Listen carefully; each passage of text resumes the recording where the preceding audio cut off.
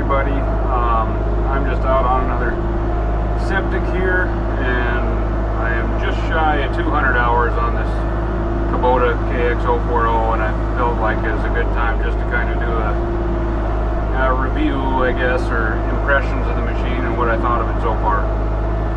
I tried to do this at 100 hours, and my largest complaint, I made a discovery on the machine shortly after that review before I posted it, and really my largest complaint with the machine was remedied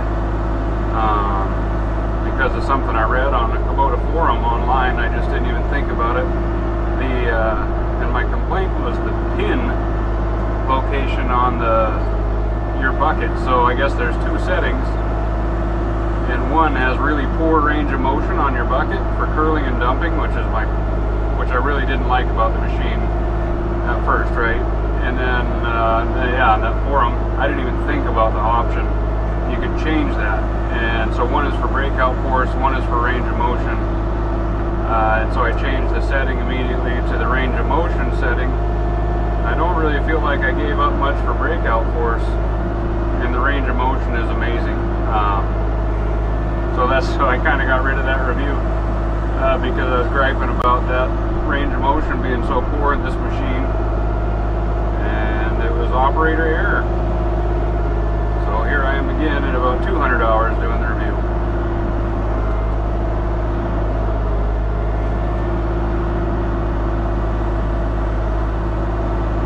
Check my depth. That's pretty good. So I guess I'll start off with the things that I do like about it. Now, I definitely like the range of motion with curling and dumping. You know, if you're trying to dig a flat wall, or if you're digging up close to you and you need good range of motion, now it is great. That was my biggest complaint with this machine for the first 100 hours I had it before I saw someone post that online, and I felt like an idiot, but I'm glad someone pointed that out, because I didn't even look at the machine. I just assumed it was a one-size-fits-all kind of setting on the bucket. Didn't even realize that was an option, so that's awesome. Yeah, I like the range of motion. The power, I think, is really good for the size of machine. I don't find myself lacking power, I guess, often. You know, tree stumps, that kind of stuff, you can always use a bigger machine. Even if you have a big machine, you can use a bigger machine, but I'm happy with the power. The speed, I think, is really good. Like hydraulic speed, boom swing. I like how quiet it is. It's one of the quieter excavators I've ran, I feel like. So that's much appreciated. It is pretty smooth. I feel like the controls are really good. The only, I guess, issue, if you would even call it that, I've had with this machine in the 200 hours I put on it was I had a hydraulic leak, which was on the lines going to my thumb, and it was just a loose fitting. So, you know, if that's Kubota's fault or if that was just the setup at the dealership, I don't honestly know, but it just alarmed me, and I had the tools with me, so I just tightened it up, and that was that. It wasn't even really a hiccup, but something to note.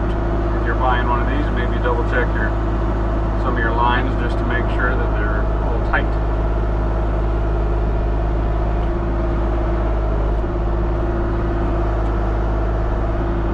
Right now I'm digging with a 3-foot tooth bucket for reference. This is awesome dirt, so it's kind of cheating, but boy, it throws around the 3-foot bucket. Even I've digged with this bucket a lot in rocky ground, and even then it digs really well. So yeah, power, like I was saying, is good.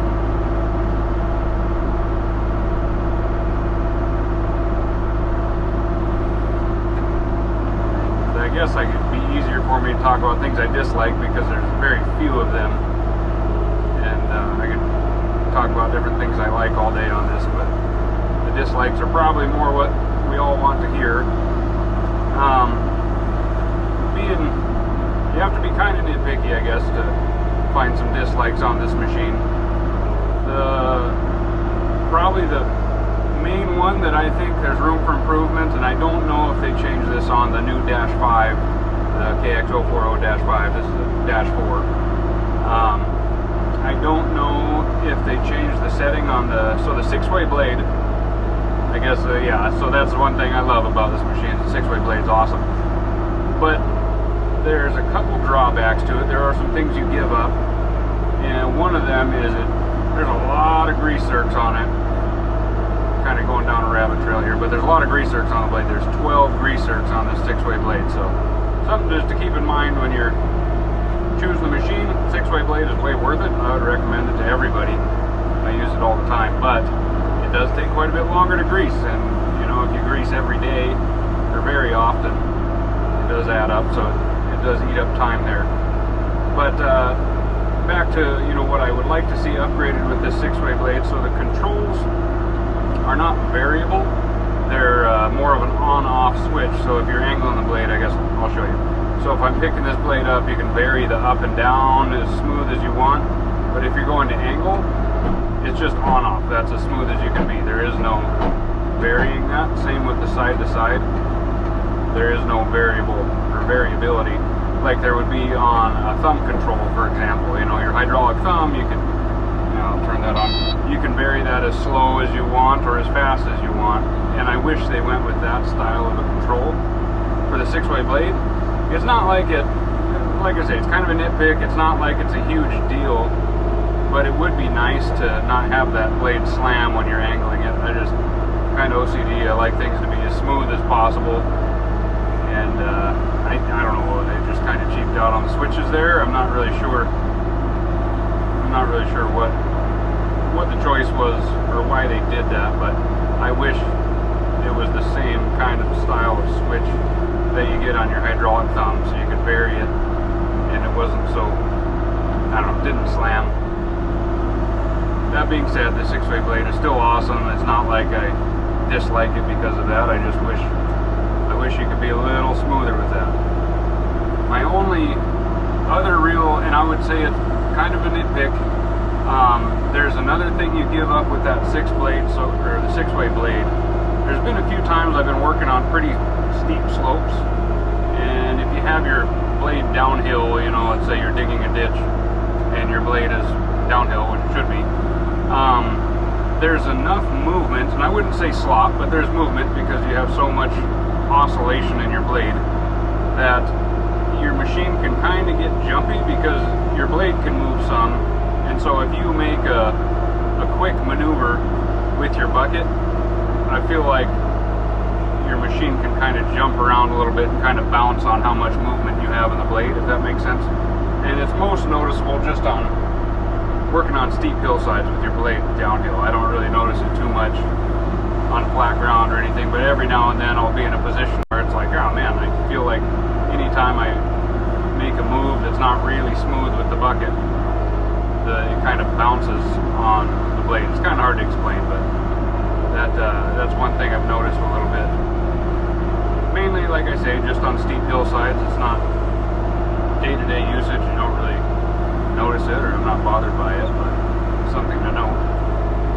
Another thing I really like is how many grease zerks. I guess it's a pro and a con, right? It's annoying because it takes so long to grease the machine, but I love how thorough Kubota was with putting grease zerks all over this machine. I don't know, it gives me confidence in their engineering. I feel like they care. They could have skimped out and done a lot less grease zerks all over, and they didn't. I think they did a really, really thorough job of making it so this machine will last.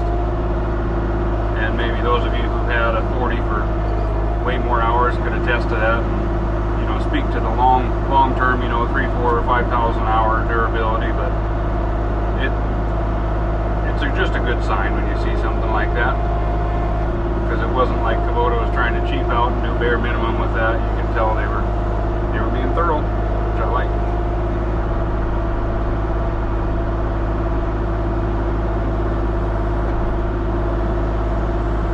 That's one nice thing about the 6-way blade. What I just did there, my blade was kind of on a bump on the one side, and instead of really tweaking on your blade and kind of rocking back and forth, you can adjust that 6-way blade so your blade is flat on the ground, even when the ground is far from being flat. And it doesn't stabilize the machine like as much as I guess it may seem. If you're on a bumpy ground, you can still get the machine, so it feels like you only have 2-3 points of contact. But it's substantially better than a fixed blade or an angle blade. I hopped in a John Deere all last week, and it just had a fixed straight blade, and I couldn't believe how many times I wanted to adjust that stinking thing so it was flat on the ground, and I couldn't. And yeah, it made me appreciate the 6-way blade for sure. I like the cab space in here as well. I've ran quite a few other machines that are similar size, and I feel like this cab is plenty roomy. I'm not that big of a guy either, so if I was 300 pounds, I'd probably think otherwise, but I weigh, 175, 180, and 5'10", and I have plenty of space in here, I feel like. Oh, one other hiccup I had when I first got this machine, which I think is more on like dealer prep than it is on Kubota, but I had the Bluetooth radio added. I wanted that option, and when I picked it up, the Bluetooth radio would work even when the key wasn't on, right?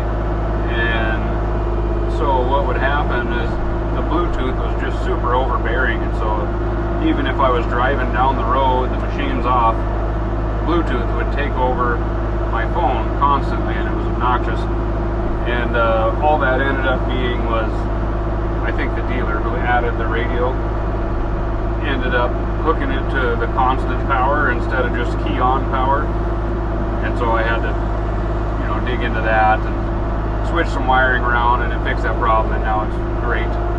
But like I say, I think that was much more on the dealer I bought this from than it was on Kubota.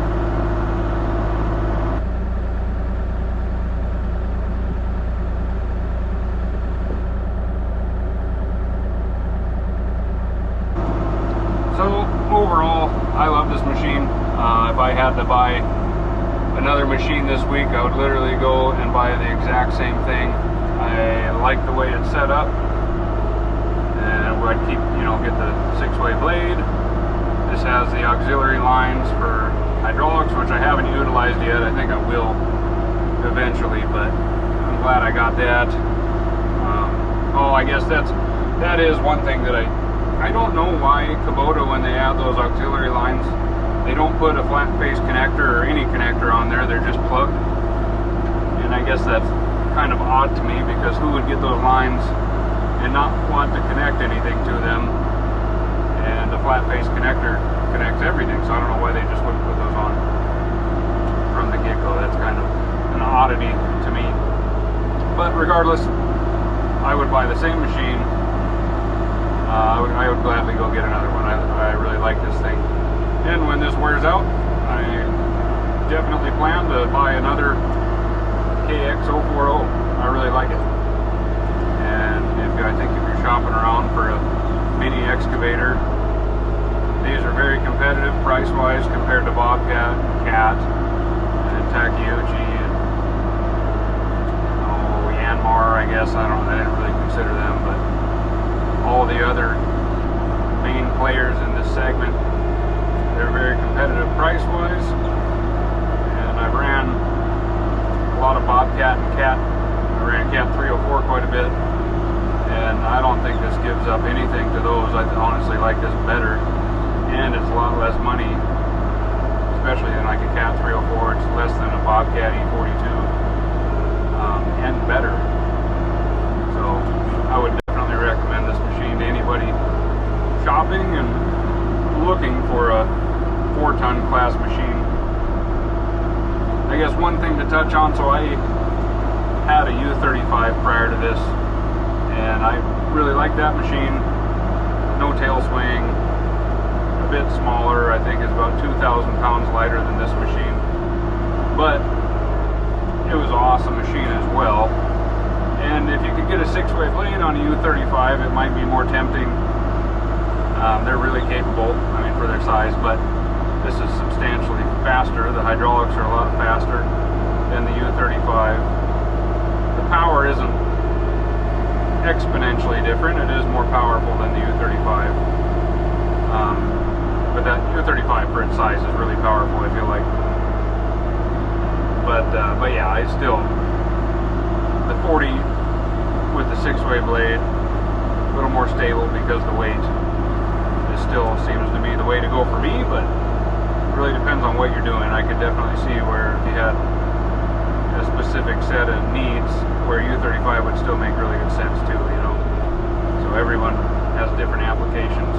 But for me, I would buy another 40. I really like it. Hope that helps somebody in their shopping process.